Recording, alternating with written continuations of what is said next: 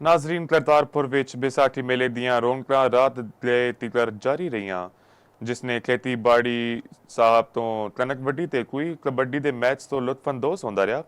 ਰਾਤ ਦੇ ਵੇਲੇ ਦੁਨੀਆ ਭਰ ਤੋਂ ਆਏ ਸਿੱਖ ਯਾਤਰੀ ਆਪਣੀ ਮਜ਼ਹਬੀ ਰਸੂਮਾਤ ਵਿੱਚ ਮਗਨ ਨੇ ਤੇ ਹਕੂਮਤ ਵੱਲੋਂ ਬਿਹਤਰੀਨ ਇੰਤਜ਼ਾਮਾਤ ਕਰਨ ਉਤੇ ਵਜ਼ੀਰ ਆਲਾ ਪੰਜਾਬ ਨੂੰ ਸਰਾਹੁੰਦੇ ਰਹੇ। ਮਜ਼ੀਦ ਤਫਸੀਲਾਤ ਜਾਣਦੇ ਹਾਂ ਜ਼ੁਹੈਬ ਸ਼ੇਖ ਤੋਂ। हाँ जी बिल्कुल, मैं इस वेले करतारपुर कॉरिडोर च मौजूद हाँ जिथे 327वीं विसाखी मेले का 3 रोज़ा तकरीबा का अज दूसरा रोज जारी है। अज सिख यात्री जाने तो इत्थे करतारपुर साहब से अज गंदम की कटाई भी की गई और कबड्डी मैच भी देखा गया। इस गल गल करने वास्ते कुछ सिख यात्री साडे कोल मौजूद है। तुसीं उन्हां कोल जानने कि रात के इस पहर वो जिहड़ी मजहबी रस्मात अदा कर रहा है और सारा दिन गंदम की कटाई और कबड्डी मैच वालों की कहना चाहते हैं।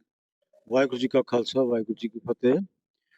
अज असी बड़े भागां वाले हैं जिहड़े असी करतारपुर की धरती के दर्शन कर रहे हैं और ਅਸੀਂ ਬੜੇ ਚਿਰ ਤੋਂ ਉਡੀਕ ਕਰ ਰਹੇ ਸਾਂ ਵੀ ਸਾਨੂੰ ਕਰਤਾਰਪੁਰ ਦਾ ਲਾਂਘਾ ਖੁੱਲੇ ਤੇ ਅਸੀਂ ਦਰਸ਼ਨ ਕਰੀਏ, ਲੇਕਿਨ ਕਰਤਾਰਪੁਰ ਦਾ ਲਾਂਘਾ ਬੰਦ ਹੈ। ਲੇਕਿਨ परमात्मा ਨੇ ਐਸਾ ਇੱਕ ਕੌਤਕ ਵਰਤਾਇਆ ਕਿ ਉਹਨਾਂ ਨੇ ਸਾਡਾ ਵੀਜ਼ਾ ਸਾਰੇ ਗੁਰਦੁਆਰਿਆਂ ਦਾ ਇਸ਼ੂ ਕਰਤਾ।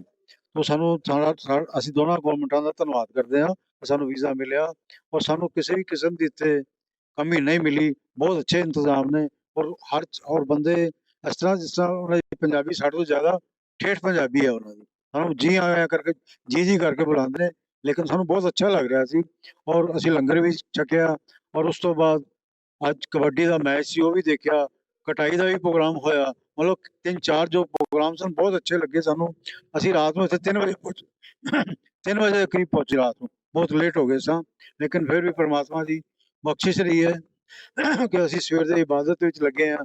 परमात्मा ਨੇ ਉਹ ਅੱਗੋਂ ਵੀ ਬਖਸ਼ਿਸ਼ ਕਰੇਗਾ ਕਿ ਜਿਹੜੇ 40 ਗੁਰਦੁਆਰਿਆਂ ਦੀ ਰੈਨੋਵੇਸ਼ਨ ਇਹ ਸੁਣਿਆ ਸ਼ੁਰੂ ਹੋ ਗਈ ਹੈ, ਉਹਦੇ ਵਿੱਚ ਵੀ ਸਾਨੂੰ ਜਾਣ ਦਾ ਮੌਕਾ ਅੱਗੋਂ परमात्मा ਬਖਸ਼ੇਗਾ। ਇਹੀ ਦੁਆ ਕਰਦੇ ਹਾਂ ਕਿ ਦੋਨੋਂ ਮੁਲਕਾਂ ਦੇ ਜਿਹੜੇ ਹਾਲਾਤ ਨੇ ਉਹ ਅੱਛੇ ਰਹਿਣ, ਭਰਾਵਾਂ ਵਰਗੇ ਰਹਿਣ, ਜਿਸ ਨਾਲ ਦੋਨੋਂ ਆਵਾਮ ਖੁਸ਼ੀ ਆਪਣਾ ਜੀਵਨ ਬਤੀਤ ਕਰ ਸਕਣ। ਵਾਹਿਗੁਰੂ ਜੀ ਕਾ ਖਾਲਸਾ ਵਾਹਿਗੁਰੂ ਜੀ ਕੀ जी बिल्कुल, तुसीं सिख यात्रियों की गल सुनी, उन्होंने यही कहना है कि सानू पाकिस्तान दे विच आके इस तरह लगता है कि असीं अपने घर दे विच ही आए हैं। और दूसरी जानब उन्होंने हुकूमत पाकिस्तान का भी शुक्रिया अदा किया कि जिन्होंने इन्ने अच्छे इंतजाम खाने पीने के रिहायश के और सिक्योरिटी के किए हैं।